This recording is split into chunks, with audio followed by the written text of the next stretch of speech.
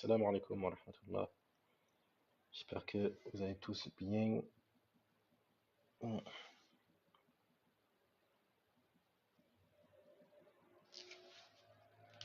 Alors, 30 secondes.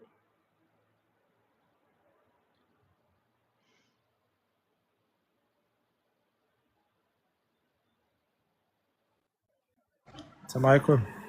Salam wa rahmatullahi wa barakatuh. Oh, mon cher Baki. Ça va, alhamdoulilah, et toi, man? Alhamdulillah. Alhamdoulilah, barakallahu fik. Alors, on va attendre nous.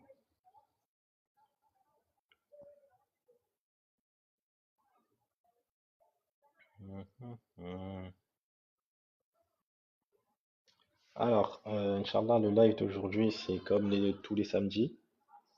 C'est live sur les preuves de la véracité du prophète Mohammed sallallahu alayhi wa sallam, basé sur nos sources. Inch'Allah, c'est des choses qu'on a déjà vues depuis maintenant, c'est le 7e live qu'on fait sur le thème, donc alhamdoulilah. Pour ceux qui veulent suivre les autres lives pour être à jour, il y a la chaîne YouTube de Nour El Moubin. Vous verrez dans sa bio TikTok. Inch'Allah, pour ceux qui veulent regarder les anciens lives et ses séries de vidéos sur le même thème, donc la prophétie de Mohammed sallallahu alayhi wa sallam. Donc c'est très enrichissant, on apprend beaucoup de choses, alhamdulillah. Donc n'hésitez pas, ça peut être que bénéfique. Et en plus, ça vous aide aussi à apprendre et à connaître un peu plus la vie du prophète Mohammed sallallahu alayhi wa sallam. Ça change un peu aussi des autres lives où il n'y a que des débats, que des débats, que des débats, que des débats, que des débats. Là, c'est plus un live enrichissant où on apprend un peu plus sur notre propre religion sans aller dans la religion des autres. Donc, alhamdulillah. It's good, very good. Alors, Nour, où es-tu? Nour. Where is Nour?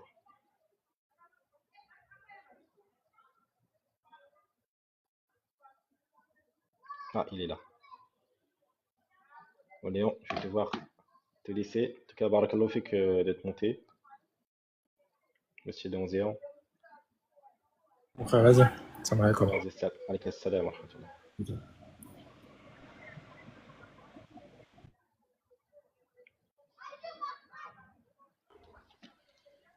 Salam alaikum. Alaikum.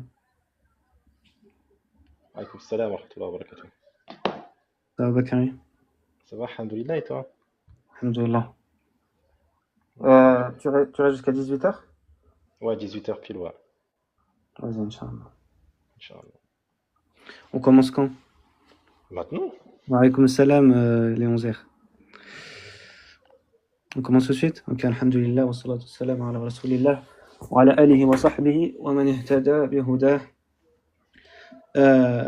Du coup, là, on est au 7e live, c'est ça, Bakary? C'est ça, exactement, 7e. Ok, petit rappel de ce qu'on a vu la dernière fois. Déjà, la dernière fois, on a revu tous les versets qui descendaient, qui étaient révélés concernant la persécution des croyants à la Mecque. Et aussi les versets qui, malgré ça, descendaient pour annoncer la victoire des croyants. Donc dans ça, on a vu deux preuves de la prophétie.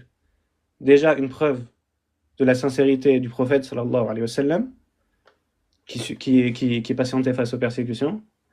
Et aussi, une preuve de la prophétie, de la victoire des croyants, alors que rien ne pouvait laisser penser à une victoire des croyants dans cette situation. Ensuite, on a illustré ça par deux histoires. La conversion de Amr ibn Abasa radiallahu anhu et de Abu Dhar al-Ghifari radiallahu anhu. Les deux, on a vu qu'elles étaient rapportées dans Sahih Muslim et Sahih al-Bukhari. Et on a vu que justement Amr ibn Abasa radiallahu anhu, quand il s'est converti, au début, le prophète sallallahu alayhi wa sallam, quand il est allé le rencontrer au début de la prophétie, à ce moment-là, il n'y avait que Abu Bakr et Bilal qui s'étaient convertis. Et quand il a demandé son message, le prophète sallallahu alayhi wa sallam, il lui a répondu qu'il était venu avec le maintien des liens de parenté et la destruction des idoles et l'adoration d'Allah. Et subhanallah, un truc que je n'avais pas mentionné, mais Le prophète ici, sallallahu alayhi wa sallam, il a dit kasr al-awthan. Il a dit la destruction des idoles. Là, on était au début de la prophétie. Le prophète, sallallahu alayhi wa sallam, il n'était pas en capacité de détruire les idoles. Mais ça, là, justement, c'est une prophétie qu'il a accomplie en l'an 8 de l'Hégire, quand il est revenu et qu'il a conquis la Mecque, qu'il a détruit les idoles. Et justement, Amr ibn Abasa, quand il rencontre le prophète, sallallahu alayhi wa sallam, le prophète, il est caché à cause justement des persécutions qu'il subissait. Et quand il a voulu annoncer sa conversion, le prophète, sallallahu alayhi wa sallam, il a refusé. Il lui a dit, rentre chez toi, prêche l'islam chez toi, et quand tu verras que j'ai triomphé, alors reviens me voir. Quand tu verras que j'ai triomphé sur mon peuple. Là encore, c'est une prophétie évidente du prophète, sallallahu alayhi wa sallam, qu'il allait prendre le dessus sur Quraysh. Et ensuite, on avait vu aussi l'histoire de Abu Dhar, radiyallahu anhu, à peu près la même chose. Abu Dhar, radiyallahu anhu, quand il est venu pour rencontrer le prophète, sallallahu alayhi wa sallam, et qu'il a accepté directement l'islam. D'ailleurs, là, j'ouvre une petite parenthèse. Des fois, des personnes, elles s'interrogent. Elles se disent, parce que quand tu lis la sira, tu vois par exemple que des fois, le prophète sallallahu alayhi wa sallam, on te dit qu'il a lu le Coran, à cette personne-là, elle s'est convertie sur le champ. Tu vois, et certaines personnes peuvent s'étonner. En réalité, il n'y a pas besoin de s'étonner de ce genre de situation, parce qu'en fait, le prophète alayhi salatu wa sallam, le message avec lequel il vient, il est conforme à la fois à la fitra, la nature saine de l'homme, le aql, la raison, et le Coran, c'est un miracle, subhanallah, évident pour les Arabes de l'époque. Donc ils n'avaient pas besoin de réfléchir à deux fois, surtout quand tu compares avec les autres religions qui étaient présentes, le polythéisme, etc. Donc d'ailleurs c'est pour ça que Abu Bakr, Khadija radiyallahu anha, etc., ils se sont convertis avant même d'avoir vu tous les miracles du prophète sallallahu alayhi wa sallam, et pas beaucoup du Coran étaient descendus, parce qu'ils connaissaient la sincérité du prophète sallallahu alayhi wa sallam. D'ailleurs la sincérité du prophète alayhi salatu wa sallam, elle se voyait rien qu'à son visage, alayhi salatu wa sallam. C'est pour ça que Abdullah ibn Salam, quand il a vu le prophète sallallahu alayhi wa sallam arriver à Médine, qu'est-ce qu'il a dit?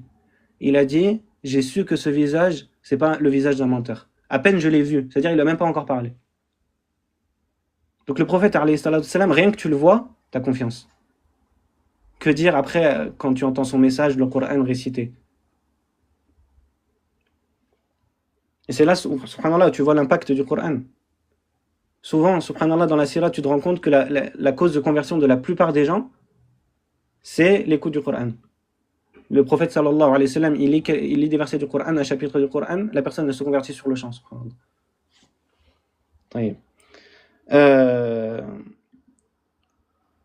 Et justement, Abu Dhar, au début, il avait envoyé son frère Unais. Unais, il était un spécialiste dans la poésie. Et Unais, il lui a dit dans le sens que il a entendu le Coran et il savait que les Qurayshites l'accusaient d'être un sorcier ou un poète. Mais il a dit ça, là, le Coran que le prophète sallallahu alayhi wa sallam il amène, c'est clair que c'est pas de la poésie. Alors que lui-même, il était un expert. Et c'est pour ça qu'il a reconnu la supériorité du Coran. Et du coup, Abu Dhar, quand il est allé à la Mecque pour rencontrer le prophète sallallahu alayhi wa sallam, en apprendre plus et lui parler directement, le prophète sallallahu alayhi wa sallam, Abu Dhar radiyallahu anhu, il voulait annoncer publiquement sa foi, comme Amr ibn Abasa, la même chose. Mais cette fois-ci, Abu Dhar, lui, il a pris son courage à deux mains, il l'a fait, radiyallahu anhu. Et qu'est-ce qui s'est passé?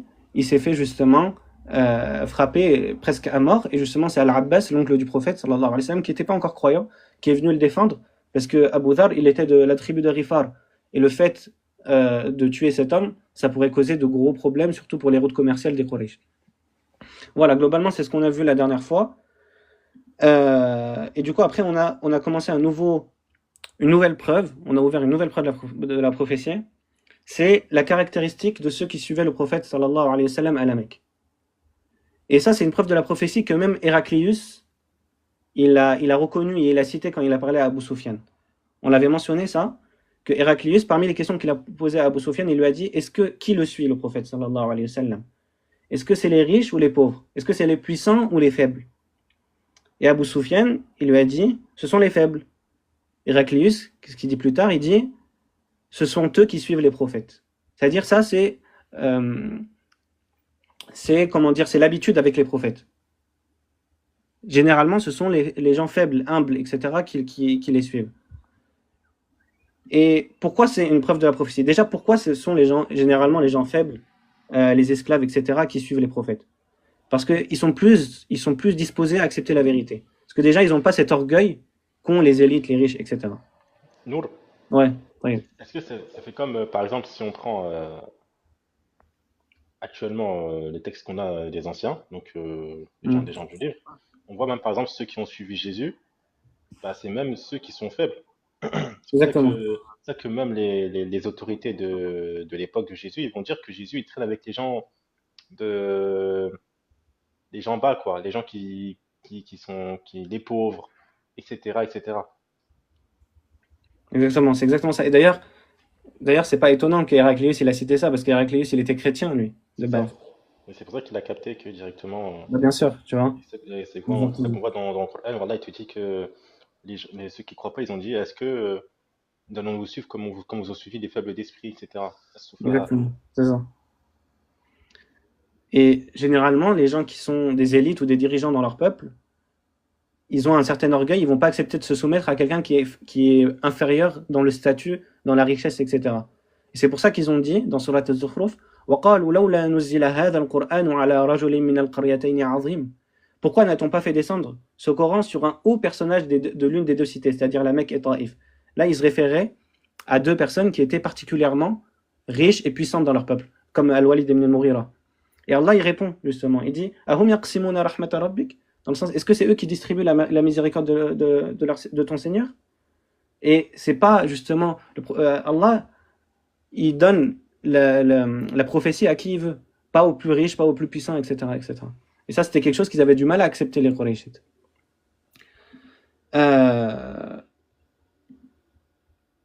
Et aussi, une des raisons qui les pousse à ne pas accepter la vérité, c'est qu'ils se retrouvent au même stade, au même niveau que les croyants, que les plus faibles, voire même inférieurs. Parce qu'Allah dans le Coran, il dit Inna akramakum indallahi atqakum, le plus noble d'entre vous auprès d'Allah est le plus pieux. Ça, ils n'acceptent pas. Et c'est pour ça qu'ils ont dit dans Surat Al-Ahqaf, on l'a vu la dernière fois, وقال الذين كفروا للذين آمنوا لو كان خيرا ما سبقونا إليه. Si les mécréants ont dit aux croyants, si c'était la vérité, ils ne nous auraient pas précédés. Comment ils vont nous précéder sur quelque chose de mieux? Subhanallah. Et en plus de ça, les élites, etc., les notables, ils ont plus d'intérêt à perdre. Et c'est pour ça, même on te dit dans les évangiles justement qu'il est plus facile à un riche d'entrer dans le royaume des cieux au chameau de rentrer dans le fil de l'aiguille. Parce que justement, ils ont plus à perdre. Subhanallah. Ils sont plus attachés à leurs biens, etc. Et aussi, ils doivent délaisser la tradition des anciens, et aussi, ils doivent délaisser aussi les plaisirs, la fornication, l'alcool, etc. Et les prophètes, ils viennent avec des choses qui vont contre les passions des gens.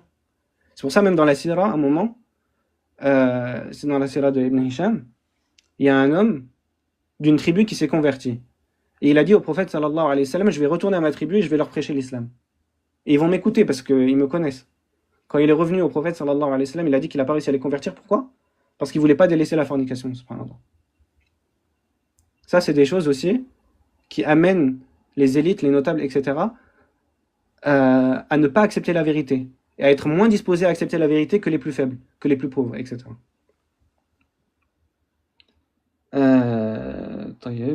Et on avait vu aussi, justement, la cause de révélation de Sourate 6, verset 52. وَلَا تَطْرُدِ الَّذِينَ يَدْعُونَ رَبَّهُمْ بِالْغَدَاةِ وَالْعَشِيِّ يُرِيدُونَ وَجْهَهُ. Et ne repousse pas ceux qui invoquent leur Seigneur matin et soir cherchant sa face. Tu n'as aucune responsabilité sur eux, ils n'ont aucune responsabilité sur toi. Si tu les repousses, tu serais alors du nombre des injustes. Et justement, Sa'd ibn Abi Waqqas, il a dit que ce verset il a été révélé concernant lui-même, Ibn Mas'ud, Bilal, etc., des hommes faibles.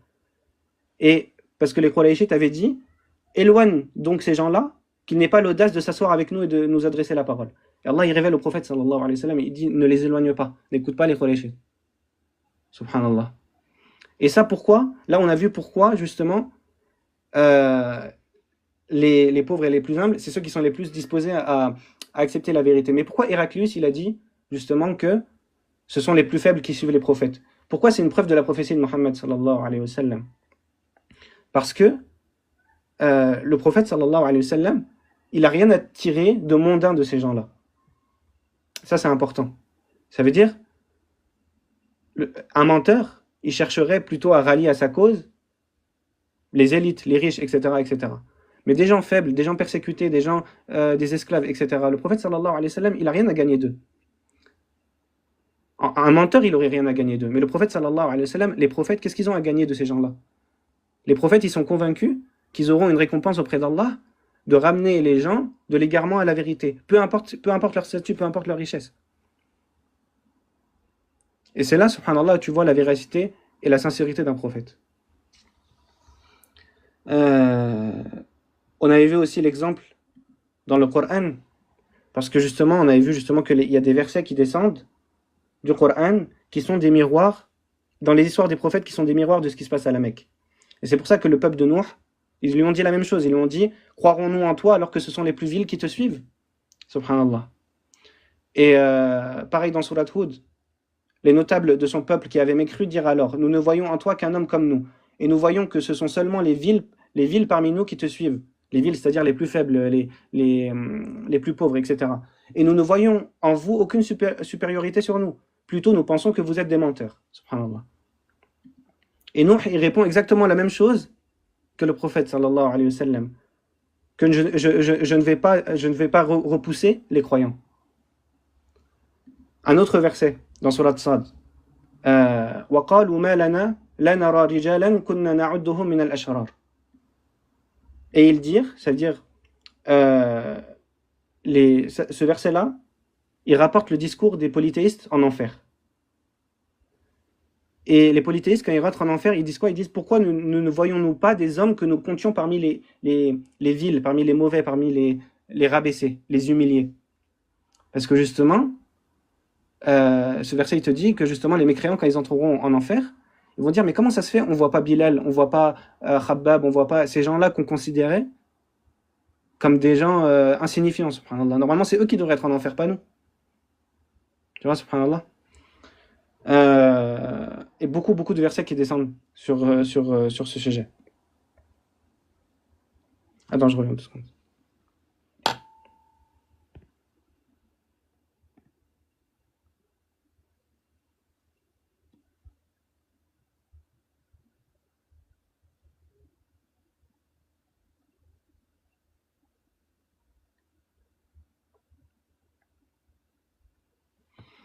T'es là, Bakary?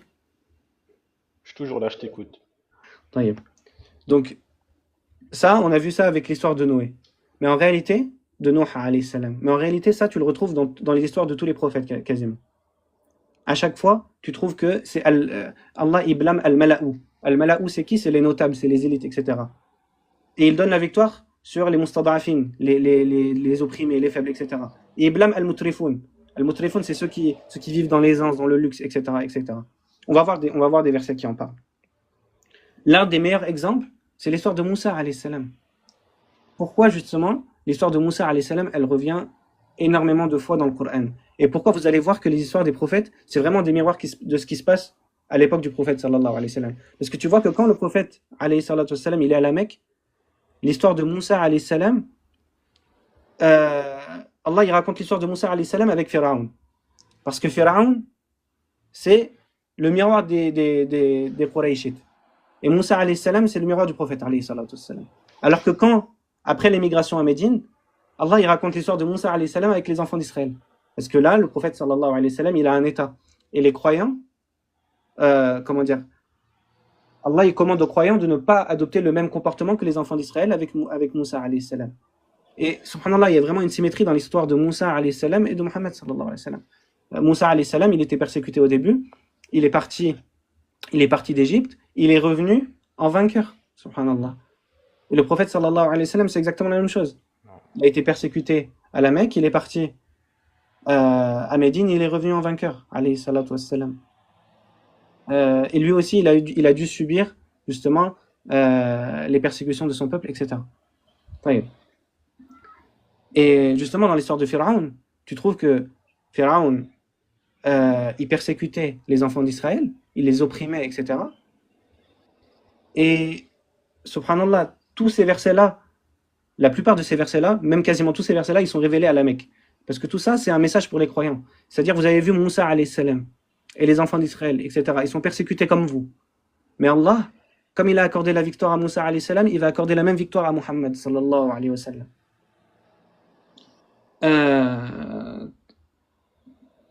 Et donc ça aussi, c'est une menace pour les Quraysh. De leur dire justement, comme Pharaon il a goûté au châtiment, alors vous aussi vous goûterez au même châtiment. Donc tous ces versets-là, quand tu les lis, il faut que toujours tu aies en tête ce qui se passe à la Mecque, au même moment, subhanallah. Et il y a beaucoup de versets qui parlent justement des notables, etc. Je t'en cite quelques-uns. Les notables du peuple de Pharaon dire voilà certes un magicien chevronné. Les notables du peuple de Pharaon dire laisseras-tu Moussa alayhi salam et son peuple commettre du désordre sur terre. Personne ne crut au message de Moussa alayhi salam sauf un groupe de jeunes gens de son peuple par crainte de représailles de Pharaon et de leurs notables. En vérité, Pharaon fut certes superbe sur terre et il fut du nombre des extravagants. Tout ça là, c'est, subhanallah, tu peux le reprendre exactement pour la situation des croyants à la Mecque. C'est exactement la même chose, subhanallah. Il y a des gens qui craignaient de rejoindre le prophète sallallahu alayhi wa sallam par peur des représailles des Quraysh. Pareil. Et les gens qui étaient opprimés, subhanallah, dans Surat Al-A'raf, elle parle beaucoup de ça. Et les gens qui étaient opprimés, nous les avons fait hériter les contrées orientales et occidentales de la terre que nous avons bénie. Subhanallah. C'est-à-dire, Allah, il dit que les gens qui étaient opprimés, c'est-à-dire les enfants d'Israël, on leur a fait hériter la terre. Mais ça, c'est un message pour les croyants. Dans le sens, comme nous avons fait hériter la terre aux enfants d'Israël alors qu'ils étaient opprimés et que Pharaon, justement, il était subhanallah, il possédait la puissance complète en Égypte. Subhanallah, il était même adoré. Et pourtant, Allah, il a détruit Pharaon. Et ça, c'est un message pour les croyants. C'est-à-dire, Allah, il est capable de détruire les polythéistes de la Mecque et les élites. Ce qu'il a fait d'ailleurs. C'est une prophétie implicite en réalité. Parce qu'Allah, quand il raconte justement la destruction des peuples mécréants, c'est un message pour dire dans le sens que Allah il est capable de faire la même chose avec le peuple de Quraysh. Et c'est ce qu'il a fait à Badr. Et ce qu'il a fait plus tard, quand il a accordé la victoire du prophète sallallahu alayhi wa sallam sur son peuple. Donc tout ça, c'est des prophéties implicites en réalité. Donc quand tu lis les histoires des prophètes, quand tu médites sur les histoires des prophètes, tu vois clairement la prophétie à l'intérieur. Juste, il faut méditer, subhanallah. Et prendre en compte le contexte dans lequel ces histoires, elles sont révélées. L'histoire de Nuh, on l'a vu, alayhi salam. Je te cite un autre verset par exemple. Les notables de son peuple dirent, nous te voyons dans un égarement manifeste. Les notables de son peuple qui avaient mécru dirent alors, nous ne voyons en toi qu'un homme comme nous, etc. Même avec l'histoire de Hud, alayhi salam, les notables de son peuple qui ne croyaient pas dirent, etc., etc. Dans l'histoire de Salih, pareil. Les notables de son peuple qui s'enflaient d'orgueil dirent aux opprimés, à ceux d'entre eux qui avaient la foi. Savez-vous si Salih est envoyé de la part de son Seigneur? Ils dirent oui, nous sommes croyants à son message, etc. Pareil avec Shu'aib. Tout le temps, Allah, il parle des notables, des gens aisés, des riches, etc. Et que finalement, c'est eux qui sont blâmés et qui sont châtiés. Exactement ce qui s'est passé avec les Quraysh. Ceux qui ont été sauvés, c'était les plus faibles, les plus humbles, etc. Ceux qui ont émigré avec le prophète, sallallahu alayhi wa sallam. Et ceux qui ont été châtiés, c'était les élites de Quraysh. C'est pour ça qu'Allah il dit justement dans Surat Al-Anfal وَاذْكُرُوا إِذْ كُنْتُمْ قَلِيلٌ فِي الْأَرْضِ وَاذْكُرُوا إِذْ أَنْتُمْ مُسْتَضْعَفُونَ فِي الْأَرْضِ تَخَافُونَ أَنْ يَتَخَطَّفَكُمُ النَّاسُ. Et rappelez-vous, quand vous étiez peu nombreux, opprimés sur la terre, craignant de vous faire enlever par les gens. Tu vois, opprimés sur la terre, Allah il a utilisé le même terme pour les enfants d'Israël dans Surat Al-Qasas. وَنُرِيدُ أَن نَّمُنَّ عَلَى الَّذِينَ اسْتُضْعِفُوا فِي الْأَرْضِ. Et nous voulions donner justement la suprématie à ceux qui étaient opprimés sur terre. Et leur donner justement l'héritage de la terre. Il y a beaucoup de versets qui descendent aussi, par exemple, par rapport aux Mécois. Par exemple, Allah, qu'est-ce qu'il dit? Il dit وَمَا أَرْسَلْنَا مِنْ قَبْلِكَ وَمَا أَرْسَلْنَا فِي قَرْيَةٍ مِنْ نَذِيرٍ إِلَّا قَالَ مُتْرَفُوهَا إِنَّ بِمَا أُرْسِلْتُمْ بِهِ كَافِرُونَ. Et nous n'avons envoyé aucun avertisseur dans une cité sans que ces gens aisés, le terme la mutrifun, ça veut dire les gens qui vivent dans le luxe, n'aient dit, nous ne croyons pas au message avec lequel vous êtes envoyés. Pareil. Et c'est ainsi que nous n'avons pas envoyé avant toi d'avertisseurs en une cité sans que ces gens aisés n'aient dit, nous avons trouvé nos ancêtres sur une religion et nous suivons leurs traces. Tellement de versets qui descendent justement pour blâmer les gens riches, les élites, etc., etc. Il n'y a pas un verset même dans Surat Al-Waqi'a? Oui, c'est ça exactement. Nous كانوا قبل ذلك مترفين. إنهم كانوا قبل ذلك مترفين. Ils vivaient avant ça dans l'aisance, dans le luxe, etc. Donc tous ces versets-là, ils descendent justement pour blâmer, subhanallah, pour blâmer les gens qui possèdent la richesse, le pouvoir, etc. Est-ce qu'un menteur, il va chercher à blâmer ces gens-là ou il va chercher à les rallier à sa cause, justement? Tu vois, ces versets qui viennent pour menacer ces gens-là. Et Allah, il dit justement au prophète sallallahu alayhi wa sallam de ne pas se détourner des croyants pauvres, faibles, etc., etc. Alors que d'eux, il n'a rien à gagner de mondain. Subhanallah. Pareil, je te cite un autre verset. C'est ainsi que nous avons placé à la tête de chaque cité de grands criminels qui s'y livrent aux pires manœuvres et qui complotent. Subhanallah. Dans Surat Al-An'am. Et dans un autre verset. Hein? Verset 112, Ouais, c'est ça. 123. 123. Ouais. وَإِذَا أَرَدْنَا أَن نُهْلِكَ قَرْيَةً أَمَرْنَا مُتْرَفِيهَا فَفَسَقُوا فِيهَا. Et quand nous voulons détruire une cité, nous ordonnons à ces gens opulents, ça veut dire qu'ils vivent dans la richesse, dans le luxe, etc., d'obéir à nos prescriptions, mais au contraire, ils se livrent à la perversion. Surat Isra. Exactement, c'est ça. Et tu verras, même dans Surat Al-Mu'minun, ça revient dans énormément de versets, Al-Mala'u, Al-Mutrifun, etc. Et au contraire, les croyants, toujours c'est Al-Mustad'afun, les plus faibles, les plus abaissés, etc. dans leur peuple, ceux qui sont opprimés. Tout ça parce que c'est justement ce que vivent les croyants à la Mecque. C'est-à-dire les histoires des prophètes, c'est comme ça qu'il faut les lire. Et là, justement, ouais, tu voulais dire un truc? Là, je veux dire, après, il peut y avoir aussi des gens aisés, mais qui suivent la vérité. Ça arrive, exactement. Mais ces gens-là, par exemple, tu as Abu Bakr, radiallahu anhu. Non, non. Même, il me semble, Uthman, radiallahu anhu. Mais, comment dire, c'est pour ça qu'Abu Sufyan, quand Héraclius, il lui a demandé c'est qui le suivent, il a dit c'est les faibles, c'est les plus pauvres, etc. Parce que eux, ils les considèrent comme des faibles. Oui, non, surtout que dans la globalité. Ah oui. Tu vois ce que je veux dire? Voilà, de manière générale. C'est pour ça que tu verras beaucoup de versets qui descendent pour blâmer Al-Mutarafun, etc., à la Mecque.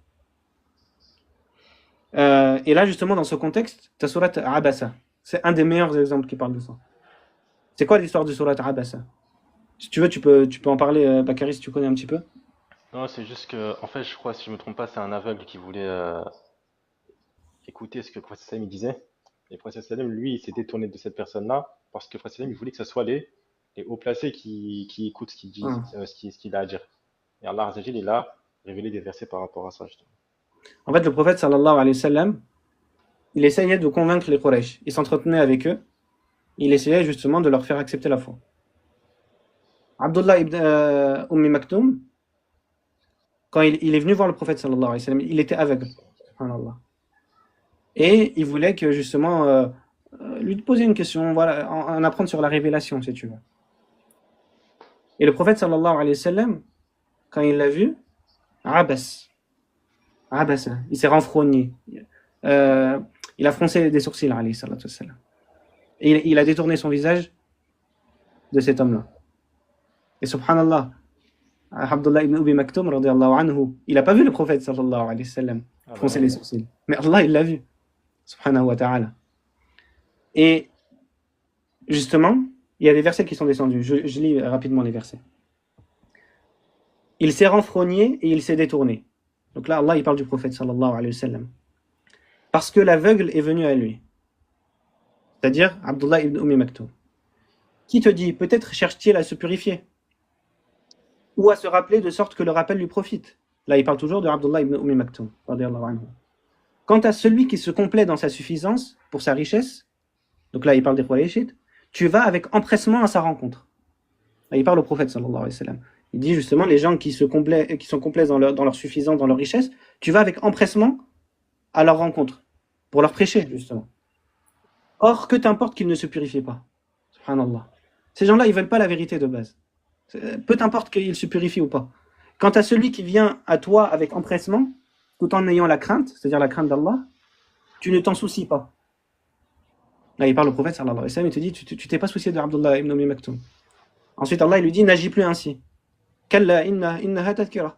N'agis plus ainsi, vraiment, ceci est un rappel. Et, subhanallah, les blâmes du prophète qui sont adressés au prophète sallallahu alayhi wa sallam dans le Coran, il n'y a pas que celui-là, il y en a plusieurs autres. Tu as la même chose, par exemple, qui s'est passé à Badr. Tu as la même chose dans Surat 33. وَتَخْشَى النَّاسَ وَاللَّهُ أَحَقُّ أَن تَخْشَاهُ عَفَا اللَّهُ عَنكَ لِمَا أَذِنْتَ لَهُمْ حَتَّى يَتَبَيَّنَ لَكَ الَّذِينَ صَدَقُوا. Il y en a plusieurs. Mais, subhanallah, celui qui les médite, il verra clairement une preuve de la provenance divine du Coran, subhanallah, qui vient vraiment d'Allah. C'est pas juste la sévérité du blâme, mais c'est que tu vois, à chaque fois qu'Allah il blâme le prophète sallallahu alayhi wa sallam, le prophète il a un ijtihad valable. Il a un effort d'interprétation, de réflexion valable. Là, le prophète sallallahu alayhi wa sallam, pourquoi il voulait prioriser les Qurayshites? Parce que si eux ils se convertissent, ça sera un bien pour tous les croyants qui se font persécuter à la Mecque. Si un parmi eux il se convertit, c'est peut-être toute la persécution qui stoppe, subhanallah. Et ça va permettre de répandre la da'wa du prophète et le message du prophète sallallahu alayhi wa sallam. Donc le prophète sallallahu alayhi wa sallam, il avait un effort d'interprétation et de réflexion valable, subhanallah. N'importe qui, tu lui dis ça, il va dire oui, bah logique, subhanallah. Et ça, tu verras qu'à chaque fois qu'Allah il blâme le prophète sallallahu alayhi wa sallam, systématiquement le prophète sallallahu alayhi wa sallam, il a un effort d'interprétation valable, subhanallah. Mais même dans cette situation, Allah il descend un blâme sévère comme celui-ci. Et le prophète alayhi salatu salam, dans cette situation, subhanallah, qu'est-ce qu'il a à gagner, subhanallah, de ce blâme? Au contraire, en réalité, quand tu médites, cette sourate-là, elle va juste amener plus d'animosité des Qurayshites. Et justement, ils vont être encore plus en colère contre lui. Comme avec sourate 6, subhanallah. On a vu justement sourate 6 pourquoi le verset il a été descendu, parce que les Qurayshites ils ont dit, dans le sens, on veut bien t'écouter, mais juste, ces gens-là, les croyants, mets-les de côté. On ne veut pas s'asseoir avec eux. Si tu veux, tu leur dis de partir, et nous on t'écoute. Et Allah il descend un verset disant, non, il dit, non justement, tu détournes pas, tu repousses pas les croyants, subhanallah, et tu te détournes pas d'eux. Mais ça met quoi justement dans l'âme des élites de Quraysh? Comment ils se sentent, subhanallah, Bakari, à ton avis, subhanallah, quand ils entendent ça? Et en plus, tu vois que dans les premiers versets de Surat Abasa, Allah, il blâme justement les élites de Quraysh qui ne veulent pas accepter la vérité. Alors que justement, un menteur, son objectif, c'est de ramener ces gens avec lui à sa cause, subhanallah. Si ce qu'il veut, c'est le pouvoir, les biens mondains, etc. Cette sourate-là, elle vient dire au prophète, sallallahu alayhi wa sallam, ne repousse pas Abdullah ibn Maktoum, ne repousse pas les croyants dans Surat 6, etc. Et en même temps, Allah, il blâme le prophète sallallahu alayhi wa sallam, là il n'a rien à gagner, le prophète alayhi wa sallam. Déjà, il est déjà persécuté, opprimé, les gens se moquent de lui de base. C'est-à-dire, les Qurayshites de base, ils se moquent de lui, le trait de sorcier, de menteur, etc. etc. En plus de ça, qu'est-ce qu'il a à gagner, le prophète alayhi wa sallam, de descendre, de réciter un blâme sur lui? Et en plus de ça, il augmente l'animosité des Qurayshites envers lui. Parce qu'Allah, regarde, il lui dit quoi? Il lui dit, quant à celui qui se complaît dans sa suffisance pour sa richesse, tu vas avec empressement à sa rencontre, or que t'importe qu'il ne se purifie pas. Subhanallah. Comme s'il lui dit dans le sens, ces gens riches là, ça t'importe pas. Subhanallah, ça va rien changer qu'ils se convertissent ou qu'ils se convertissent pas. Tu comprends ce que je veux dire, Bakari, dans cette situation? Bien sûr.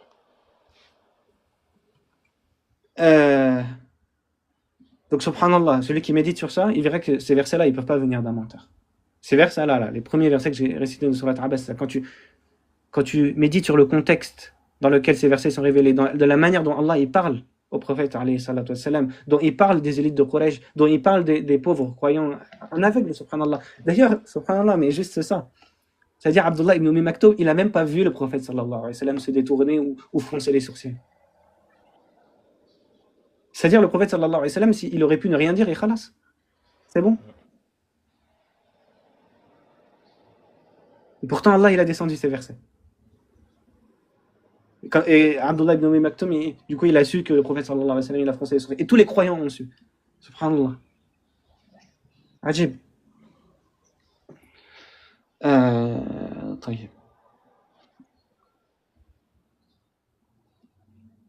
Du coup, attends, je lis, subhanallah, j'aurais une rediff. Mais de toute façon, c'est tout rediffusé sur ma chaîne YouTube Marou. Et le nom de sa chaîne YouTube, c'est le même nom que son compte TikTok. Ouais, là c'est le 7e live, mais j'ai déjà rediffusé les 6 premiers.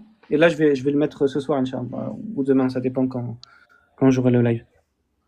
Voilà. Taïeb. Du coup, on a vu justement, subhanallah, tous les versets qui descendent, sourate 6, sourate 18, sourate 46, sourate 38, par rapport à ça. On va clore du coup cette partie-là, cette preuve de la prophétie sur qui suivait le prophète sallallahu alayhi wa sallam et comment on peut l'utiliser pour prouver la prophétie. Parce que le fait que le prophète sallallahu alayhi wa sallam, il était suivi par des faibles, des esclaves, des pauvres, etc. et qu'Allah il lui commande de rester avec eux et de ne pas obéir aux élites de Quraysh qui étaient justement ceux qui possédaient le pouvoir, la richesse, etc. Et de ne pas rejeter les croyants.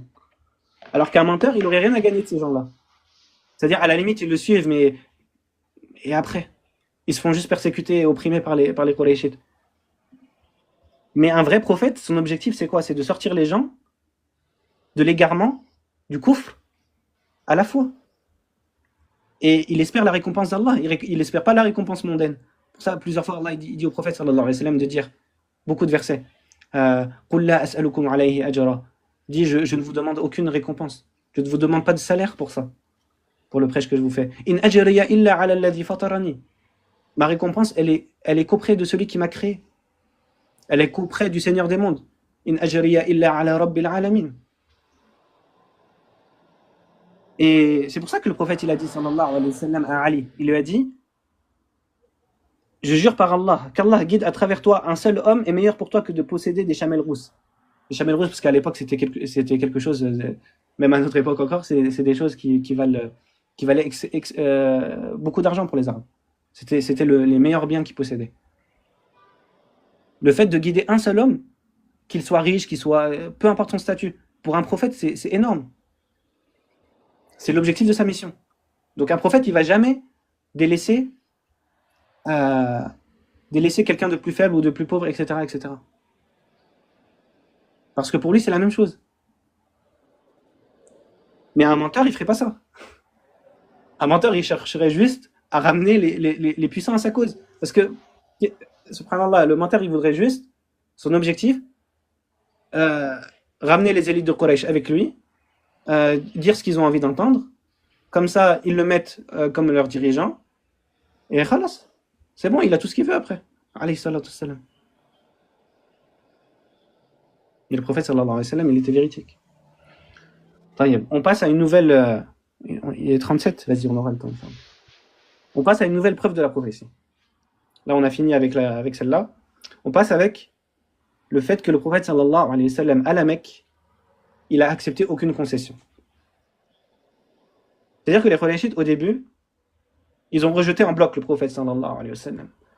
Et quand ils ont vu qu'ils n'étaient pas capables de s'opposer à lui et de ramener quelque chose d'équivalent au Coran, etc., etc., ils ont essayé maintes fois de lui faire des concessions. Juste de changer 2-3 trucs dans son message. Subhanallah. Et le prophète, alayhi salatu wassalam, il est resté ferme. Il a refusé tous les compromis, alayhi salatu wassalam. Alors qu'il se faisait persécuter. Lui et les croyants, et même sa famille, subhanallah. On a vu justement, lors du boycott, hatta sa femme, radiyallahu anha, son commerce, il s'est écroulé à cause de ce message. Là, on va voir justement des versets qui sont descendus par rapport à ça. Allah, il dit « Fala tuti'il mukaththibin. Waddu law tudhinu fayudhinun. » Traduction, n'obéis pas aux menteurs. N'obéis pas aux menteurs, ou plutôt à ceux qui traitent de mensonges. Ils aimeraient que tu transiges, alors ils transigeraient aussi. Transige, ça veut dire dans le sens, ils aimeraient que tu fasses un compromis. Ils aimeraient que tu penches vers eux. Comme ça, eux, ils pencheront vers toi. C'est un peu comme sur la Al-Kafirun, le contexte de révélation. Justement, c'est ce que j'allais d'accord. citer juste Ok, après. ok, Exactement. désolé. C'est ça, exactement. Mais on va voir tous les versets qui descendent par rapport à ça. C'est-à-dire, subhanallah, et ce verset, comme je rappelle, il descend publiquement. Subhanallah. Donc, les croyants, ils sont témoins de ça. Les Qurayshites, ils sont témoins de ça. Le prophète, sallallahu alayhi wa sallam, il est témoin de ça. Tout le monde est témoin de ça. Que justement, les Qurayshites, ils ont demandé au prophète, sallallahu alayhi wa sallam, de faire des compromis. On va voir c'était quoi, justement, ces compromis. Dans Surat Al-Kafirun, Allah, il dit Qul ya ayyuhal kafirun, la a'budu ma ta'budun, etc., etc. Ô vous les mécréants, dis ô vous les mécréants, je n'adore pas ce que vous adorez. Jusqu'à la fin, à vous votre religion, à moi la mienne. Sans Allah, il commande au prophète sallallahu alayhi wa sallam de leur dire Je n'adore pas ce que vous adorez. Et je ne suis pas adorateur de ce que vous adorez, etc. etc. Vous connaissez la sourate. Pourquoi ce verset il a été descendu? On va voir plusieurs récits par rapport à ça. Parce que les Qurayshites, ils ont dit dans le sens, à la limite, d'accord, mais juste toi tu adores notre Dieu un an, et nous on adore le tien un an. Toi tu adores nos divinités un an, et nous pendant un an on va être monothéistes comme toi. Et Allah il ordonne au prophète sallallahu alayhi wa sallam de réciter cette sourate. Dans le sens, je n'adorerai jamais ce que vous adorez. Et vous n'adorerez jamais ce que j'adore. Subhanallah. Et de refuser catégoriquement le compromis. Alayhi salatu wassalam. Un autre verset. وَإِذَا تُتْلَى عَلَيْهِمْ آيَاتُنَا بَيِّنَاتٍ قَالَ الَّذِينَ لَا يَرْجُونَ لِقَاءَنَا ائْتِ بِقُرْآنٍ غَيْرِ هَذَا أَوْ بَدِّلْهُ قُلْ مَا يَكُونُ لِي أَنْ أُبَدِّلَهُ مِنْ تِلْقَاءِ نَفْسِي إِنْ أَتَّبِعُ إِلَّا مَا يُوحَى إِلَيَّ إِنِّي أَخَافُ إِنْ عَصَيْتُ رَبِّي عَذَابَ يَوْمٍ عَظِيمٍ. Traduction. Et quand nos versets clairs leur sont récités, ceux qui n'espèrent pas notre rencontre disent, c'est-à-dire les mécréants, apporte un autre Coran que celui-là ou bien change-le. Dis, il ne m'appartient pas de le changer moi-même. Je ne fais que suivre ce qui m'est révélé. Je crains de mon Seigneur un châtiment terrible. Et subhanallah, quand tu médites sur ce verset, ils ont demandé au prophète sallallahu alayhi wa sallam de ramener un Coran différent. Pourquoi ils ont demandé ça, Bakari? C'est une preuve de quoi? C'est une preuve en réalité que eux-mêmes ils n'étaient pas capables d'apporter quelque chose d'équivalent à ce que le prophète sallallahu alayhi wa sallam. Là, on est dans Surat Yunus, là. Exactement, Sourate 10, verset 15. Et c'est dans cette même Surat Yunus, là aussi, dans ce défi. Subhanallah, exactement. Dans cette même sourate, Allah il lance le défi au Quraysh de rapporter quelque chose d'équivalent au Coran. Mais regarde, subhanallah. C'est-à-dire, si les mécréants de Quraysh, ils étaient capables de rapporter, ou de rapporter, oui, une sourate équivalente au Coran, ou un livre équivalent au Coran, ils ne demanderaient pas au prophète sallallahu alayhi wa sallam de changer le Coran ou de rapporter un autre Coran que celui-là. Exactement. En fait, c'est un aveu de faiblesse. Ils lui disent, bon, ok, on n'est pas capable de rapporter quelque chose comme toi. Alors, on accepte que, dans le sens, c'est toi qui rapporte le Coran, mais juste change-le. Tu es très éloquent, etc. On n'est pas capable de te défier, donc change le message. Change ce que tu dis à l'intérieur. S'ils étaient capables de rapporter quelque chose d'équivalent, ils auraient juste rapporté quelque chose d'équivalent. Ils n'auraient pas demandé au prophète sallallahu alayhi wa sallam de modifier le Coran. Mais regarde, subhanallah, ce qu'Allah il répond. Alors que, comme j'ai dit juste avant, subhanallah, un menteur, il chercherait juste à ramener ces gens à sa cause. Allah, il dit au prophète de dire, sallallahu alayhi wa sallam, il ne m'appartient pas de le changer de moi-même. Je ne fais que suivre ce qui m'est révélé. Je crains de mon Seigneur un châtiment terrible. Subhanallah. Comment ce verset peut venir d'un menteur? Subhanallah. Un autre verset. Dans Surat Al-Isra. وَإِن كَادُوا لَيَفْتِنُونَكَ عَنِ الَّذِي أَوْحَيْنَا إِلَيْكَ لِتَفْتَرِيَ عَلَيْنَا غَيْرَهُ وَإِذًا لَاتَّخَذُوكَ خَلِيلًا وَلَوْلَا أَنْ ثَبَّتْنَاكَ لَقَدْ كِدتَّ تَرْكَنُ إِلَيْهِمْ شَيْئًا قَلِيلًا إِذًا لَأَذَقْنَاكَ ضِعْفَ الْحَيَاةِ وَضِعْفَ الْمَمَاتِ ثُمَّ لَا تَجِدُ لَكَ عَلَيْنَا نَصِيرًا.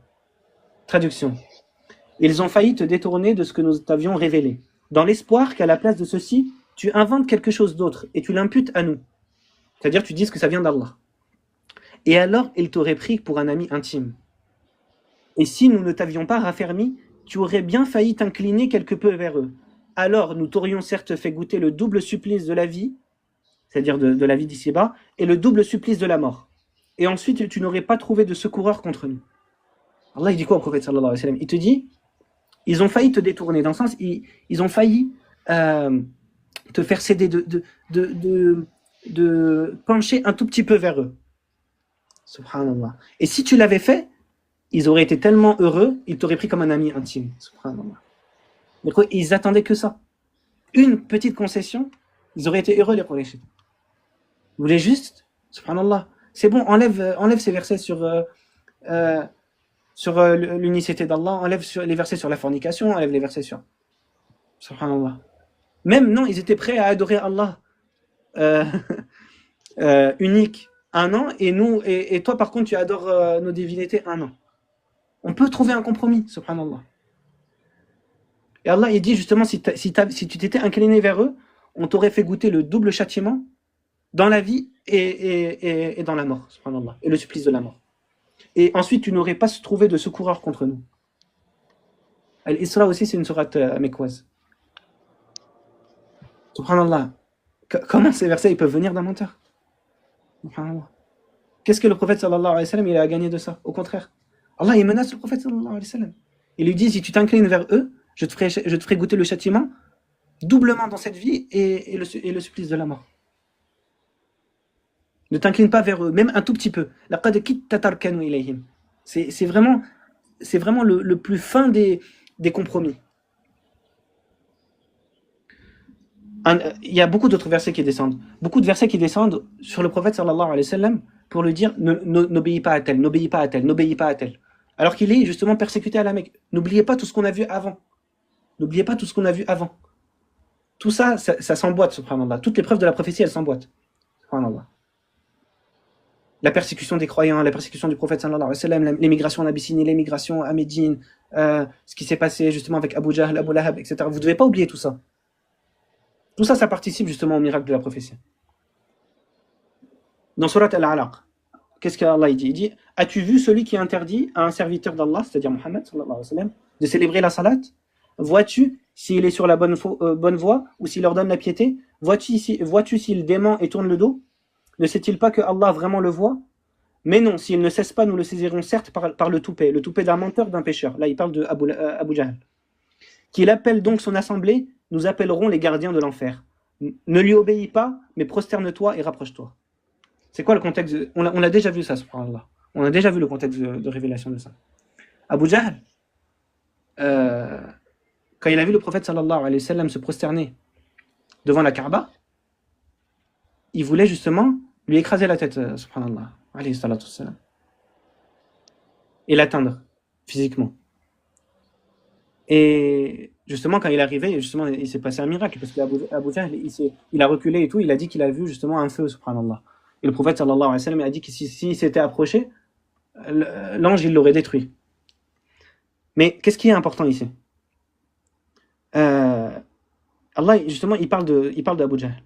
Et je rappelle, ces versets, ils sont descendus publiquement. As-tu vu celui qui interdit à un serviteur d'Allah, c'est-à-dire Muhammad sallallahu alayhi wa sallam, de prier, de célébrer la salat? Qu'est-ce qu'après Allah il dit? Il menace Abu Jahl. Abu Jahl qui était pourtant l'un des plus puissants de la Mecque. Qu'il appelle donc son assemblée, nous appellerons les gardiens de l'enfer. Ne lui obéis pas, mais prosterne-toi et rapproche-toi. Ne lui obéis pas. Regarde, subhanallah, la conviction des versets que Allah il descend sur le prophète sallallahu alayhi wa sallam. Ça peut pas venir de quelqu'un qui cherche des compromis, qui cherche juste à rallier les gens à sa cause. Ça n'existe pas, ça. Il lui dit ne lui obéis pas, prosterne-toi. Il veut pas que tu te prosternes, toi tu te prosternes et rapproche-toi. Et il menace Abu Jahl. Il lui dit, subhanallah, les menaces que le prophète sallallahu alayhi wa sallam il fait aux élites de Quraysh, rien que ça tu peux les compter dans les preuves de la prophétie. Parce que le prophète sallallahu alayhi wa sallam, il est en danger. Ils ont même essayé de le tuer. Ils l'ont même atteint physiquement. On a vu Abi Mu'ayt, il l'a étranglé jusqu'à presque le tuer. Alayhi salatu wassalam. Et les croyants avec lui. Les croyants, subhanallah, quand des versets comme ça ils descendent, tu penses qu'ils n'ont pas peur, subhanallah, de la riposte des Quraysh? Parce que subhanallah, ça atteint leur fierté. Il atteint leur fierté, alayhi salatu wassalam. Même quand ils blâment la tradition des ancêtres. Même quand ils blâment leur divinité, etc. Et quand Allah il dit justement, s'il ne cesse pas, nous le saisirons certes par le toupet d'un menteur, d'un pécheur, qu'il appelle donc son assemblée, nous appellerons les gardiens de l'enfer. C'est-à-dire, Allah il lui dit dans le sens qu'il appelle son assemblée, parce que les Qurayshites, ils avaient une assemblée de gens puissants, des élites, etc. Allah il dit qu'il appelle donc son assemblée, moi j'appellerai les gardiens de l'enfer. Subhanahu wa ta'ala. Mais tout ça là, ces versets-là, ça va juste amener plus de persécution des Qurayshites. Quand ils vont entendre ça, ils vont être encore plus en colère contre le prophète sallallahu alayhi wa sallam. C'est pour ça qu'il le traitait de Majnoun. On l'a vu ça. Pourquoi il le traitait de fou? Parce que justement, il s'opposait à eux, alors qu'il n'était pas en capacité de le faire, en capacité physique. Il n'avait pas les moyens physiques de le faire. Subhanallah. Et si son objectif c'était de les ramener à sa cause et de ramener les puissants et les riches à sa cause, mais il n'aurait pas fait ça, le prophète sallallahu alayhi wa sallam. Un autre verset. فاصبر لحكم ربك ولا تطع منهم آثما أو كفورا. Endure donc ce que ton Seigneur a décrété. Endure, subhanallah.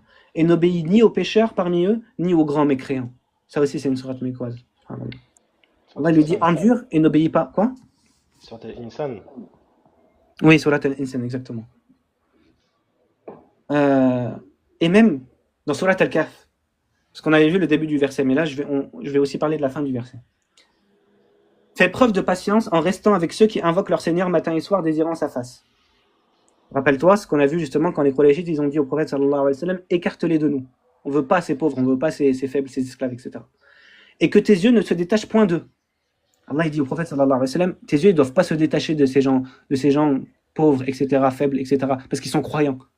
Ces gens-là, ils valent plus que tous ces mécréants réunis. Un parmi ces croyants, il vaut plus que tous les mécréants réunis, riches ou pas riches. Parce que lui, il croit en Allah. Et que tes yeux ne se détachent point d'eux en cherchant le faux brillant de la vie sur terre. Allah lui dit, ne cherche pas la dunya.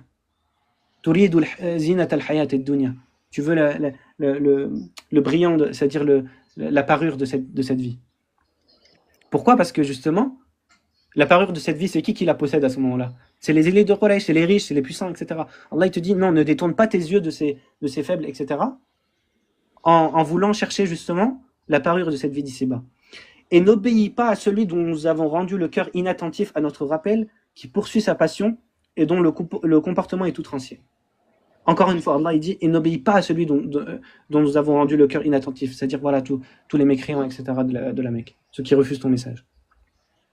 Tous les versets qui disent ne leur obéis pas, ne fais pas de compromis, ne penche pas vers eux, ne leur fais pas de concessions. Et en plus, tu vois, dans le verset de Surat Insan que tu as cité, Mm. c'est le verset 24. Dans le verset 23, Allah Azza wa Jalla, il parle de la descente du Coran. Ouais. Et juste après, il lit ça avec la patience. Parce que le fait d'avoir le Coran va devoir patienter justement vis-à-vis justement des persécutions qu'il va avoir. Exactement. C'est ça. Pour ça même que c'est exactement ça. Subhanallah. C'est-à-dire, souvent tu vois la patience et juste après, subhanallah, enfin juste dans le contexte, le Coran ou le message, subhanallah. Parce que, ou le amr bil ma'rouf, ordonner le convenable. Parce que justement, c'est ce message-là qui leur pose problème. C'est pour ça qu'Allah il dit فَإِنَّهُمْ لَا يُكَذِّبُونَكَ وَلَكِنَّ الظَّالِمِينَ بِآيَاتِ اللَّهِ يَجْحَدُونَ. Ils te traitent pas de menteur, ils savent que tu n'es pas un menteur. وَلَكِنَّ الظَّالِمِينَ بِآيَاتِ اللَّهِ يَجْحَدُونَ. Mais les injustes, ils rejettent les versets d'Allah. Parce que c'est ça qui leur pose problème. Ils veulent pas accepter. C'est ça. Et Pour tu toutes vois, les raisons qu'on a vues avant. dans le verset Ils que tu veulent as pas cité, là, changer. le verset que tu as cité, c'est Surat 6, 33. Ouais. Et dans le verset 34, Allah il parle de la patience. Ouais, t'as vu, subhanallah. Juste après, il dit voilà, subhanallah, j'ai perdu le verset. Certes, des messagers avant toi ont été traités de menteurs.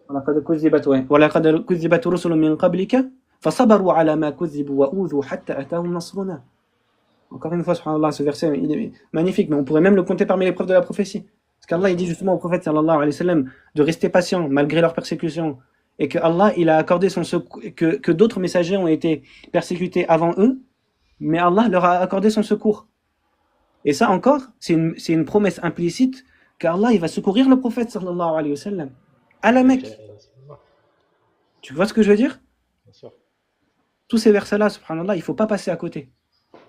Bah, justement, tu as la réponse dans Surat An-Nasr, justement. Exactement, c'est ça. Ouais. Taïeb. Et là, justement, on va voir. Là, on a vu les versets. Maintenant, on va voir les récits authentiques par rapport à ça. Ishaq ibn Rahawayh a rapporté par sa chaîne, que Ibn Abbas radiyallahu anhuma a dit. Un jour, attends, non, c'était pas celle-là que je voulais dire d'abord. Attends une seconde.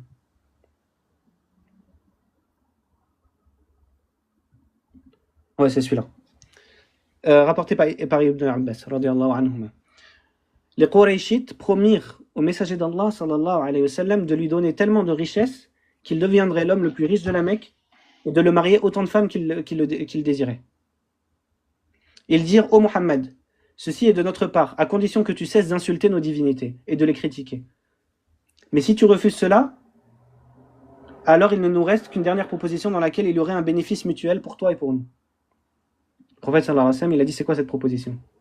Et dire: tu adores nos dieux, Allat wa al-Uzza, pendant une année. Rappelez-vous, on avait la même chose pour Salat al-Kafirun. Et nous adorerons ton Dieu pendant une année. sallallahu alayhi wa sallam, il répondit: j'attendrai jusqu'à ce que je reçoive la révélation de la part de mon Seigneur. Et ensuite, Allah a révélé justement: قُلْ يَا أَيُّهَا الْكَافِرُونَ لَا أَعْبُدُ مَا تَعْبُدُونَ وَلَا أَنْتُمْ عَابِدُونَ مَا أَعْبُدُ وَلَا أَنَا عَابِدٌ مَا عَبَدتُّمْ. Je n'adore pas ce que vous adorez, vous n'adorez pas ce que j'adore, je ne serai jamais adorateur de ce que vous adorez, etc. Vous connaissez la sourate. À vous votre religion, à moi la mienne. Et Allah révéla aussi, dans ce contexte: قُلْ أَفَغَيْرَ اللَّهِ تَأْمُرُونِّي أَعْبُدُ أَيُّهَا الْجَاهِلُونَ. Dit, Allah il commande au prophète de dire, sallallahu alayhi wa sallam: est-ce un autre qu'Allah que vous me commandez d'adorer, ô ignorant?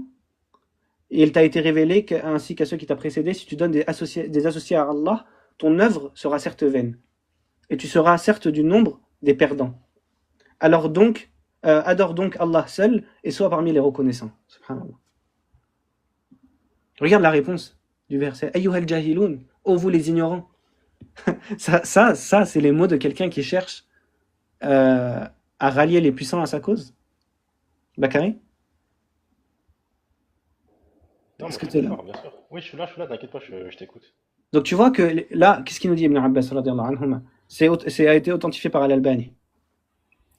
Il dit dans le sens justement qu'ils ont proposé au prophète sallallahu alayhi wa sallam de lui donner l'argent qu'il veut, les femmes qu'il veut, même dans une autre version, qu'ils lui donnent justement la direction de la Mecque. Ils le mettent le chef parmi eux. Khalas, c'est bon. Et ils ont dit: si tu veux pas, alors on a une autre proposition pour toi. Déjà, subhanallah, ils ont dit: à condition que tu arrêtes d'insulter nos divinités, subhanallah. Tu vois que c'était ça leur problème. Le prophète sallallahu alayhi wa sallam, qu'est-ce qu'il aurait pu faire, subhanallah? Juste arrêter de critiquer les divinités des Qurayshites et c'est bon, l'affaire elle est terminée. Ta famille elle arrête de se faire persécuter, ses croyants, ses amis, etc. Et il devient le leader de Quraysh. C'est-à-dire c'est bon, enfin, qu'est-ce qu'il pourrait chercher de plus que ça? Il avait tout à portée de main, le prophète sallallahu alayhi wa sallam. Ils lui ont dit dans le sens: tu adores nos divinités un an, et nous on adore Allah seul sans associé un an. Et le verset de Surat Al-Kafirun, il descend: Qul ya ayyuhal kafirun, subhanallah. Comme on l'a vu justement dans les versets précédents. Et le verset aussi: est-ce un autre qu'Allah que vous me commandez d'adorer, ô ignorants? Et Allah il dit au prophète sallallahu alayhi wa sallam, il t'a été révélé: si tu donnes des associés à Allah, même toi qui es prophète, tu seras parmi les perdants. Si toi tu fais du shirk, même pareil que dans Surat 6, 88, Allah il dit justement que si les prophètes avaient donné des associés à Allah, toutes leurs œuvres seraient vaines. Et donc Allah lui dit: adore donc Allah seul et sois parmi les reconnaissants. Ne les écoute pas. Adore Allah seul et sois parmi les reconnaissants. Ne penche pas vers eux. Ne penche pas vers leurs compromis. Subhanallah. Donc il a dit que la chaîne était bonne. Hassan Al-Albani rahimahullah. Bon, il est 57, je pense qu'on va s'arrêter là. On verra les autres la prochaine fois. Inch'Allah, c'est après un temps pendant 3 minutes s'il y a des questions. Ouais, est-ce qu'il y a des questions, les frères? Est-ce que c'était clair déjà, Bakal? Franchement, très très clair. Barakallahu fik. Très très bon.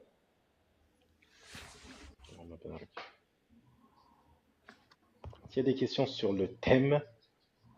Même s'il y a une objection. S'il y a des non-musulmans qui ont des objections, mais là c'est impossible, subhanallah. C'est-à-dire les versets ils sont clairs. Ils sont clairs, subhanallah. Et même les frères, si vous n'avez pas de questions, dites pas de questions, Inch'Allah, que ça n'attend pas pour rien. Et s'il y en a qui ont des questions, on marche là-bas, bismillah. Et ça, subhanallah, mais Bakary, tu vois, juste avec ce live, ça suffit.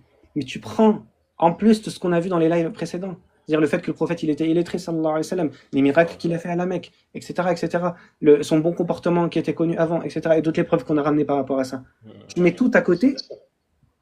Après, seul un arrogant refuserait la vérité. Bien sûr. Quelqu'un comme c'est quelqu'un qui refuse, il aura le même, alors qu'il sait que c'est la vérité, il aura le même comportement que Pharaon. La question porte sur les hadiths en général. C'est dans le thème. Ça dépend c'est sur quoi. Pause. Et si je veux pas répondre, je réponds pas, mais peut-être que je pourrais t'apporter une réponse. Vas-y.